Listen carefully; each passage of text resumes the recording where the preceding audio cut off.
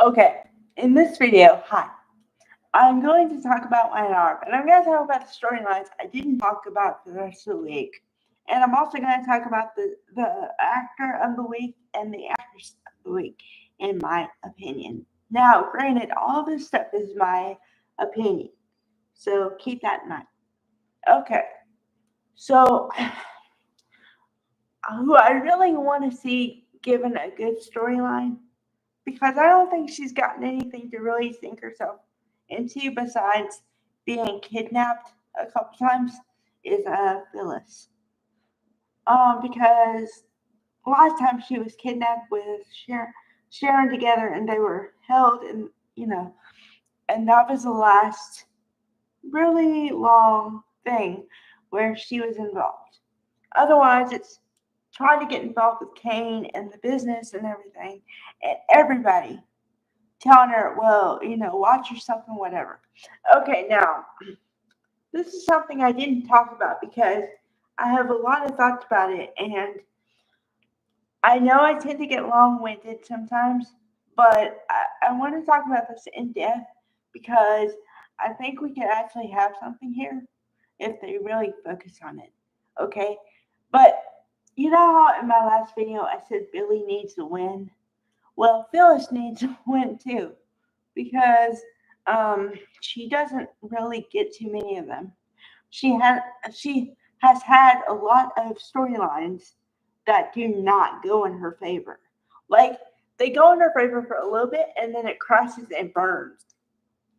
And then the other people involved in her family, meaning her son or whoever else, says, see, told you it didn't work out, right?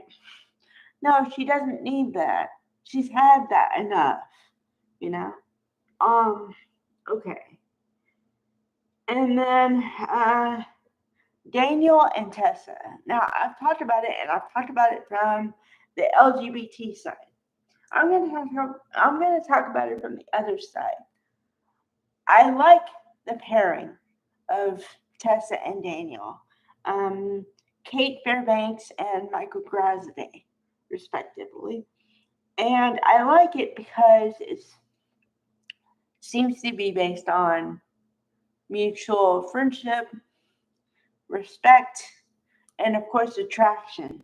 But attraction is the last one because they know that building a good foundation for the little girl Arya is the most important. And he is also a father, which makes him a good person with a little girl because he hasn't sat on the daughter Lucy. Now, while I'm talking about things I don't usually talk about, what happened to Lucy? Where has she been? I mean, I know they say that she was on tour with her grandfather, but I haven't seen Lucy in ages. Are they going to age her up? They going to use the same actress they used before? These are questions that are going in my mind. Okay, so if they go with the Tessa Daniel thing, then where does that leave Mariah? I don't know. Maybe she needs to focus on herself for a little bit. And I'm not saying that she doesn't deserve love, so don't take it like that. I'm just saying she's been through a lot and she needs to really download everything in her head and then recalibrate and figure out what she wants. And also just be there for her little girl. But then also she has the power, which is really rare because usually in relationships, one person makes the decision on whether the relationship goes or not. Okay? And then the other person who didn't make the decision is left to just pick up the pieces and move on or whatever. And so she has the power to, if she would open up, then Tessa, I believe, would be more than willing to at least hear her out at first and give her a second chance or whatever. Or like a new start or whatever you want to call it. Okay? So she should use the opportunity. But here's the thing though. if she waits too long, Tessa might be out. Because remember, she said, and she told Daniel this, she said, I want to work it out with Mariah, but I told Mariah, only have a short time. I'm only going to give her a short time.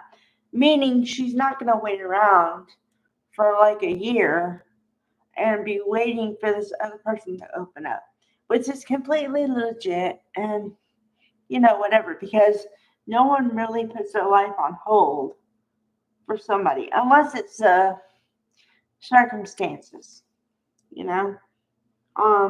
Okay. So, what's gonna go on with Kane? I really think everyone's hitting the nail on the head and saying that his main motivation is to get back with Lily. But I really hope it doesn't work out because, well, I have two reasons for that. Okay, which I've talked about this before, so I'm sorry. But I feel like at times they don't really like the character of Lily because they try to put her in a relationship. It doesn't work out. They try to put her in another relationship. It doesn't work out. It's just like they want her to be career focused and that's it. And that's all well and good if that's what you want. But if you want a partnership too, you should be able to have both sides and be equally fulfilled. That's what I believe. And they're not doing that with her. They're just not. And I don't know why. I don't know if it's her choice or their choice or the writers or I don't know. Okay. So if Kane doesn't end up with Lily and they really want to pair him with somebody, I am really championing the partnership between Kane and Phyllis because, like I said, they have the same mindset. They want to succeed, and I can see the chemistry underneath the, I don't know, semi. It's not even hostility, but semi anger between the two of them. I can see the chemistry underneath that. But they haven't really put them in a romantic situation to test it out yet.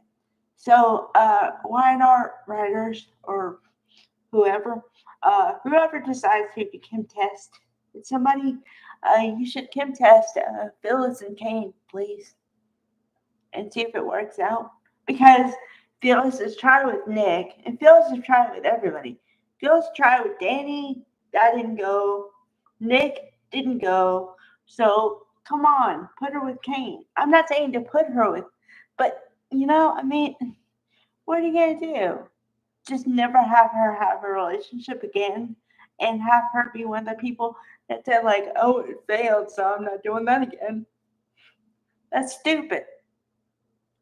Please, Kim, test her with Kane, please. Okay, I think I'm done. All right, bye, guys.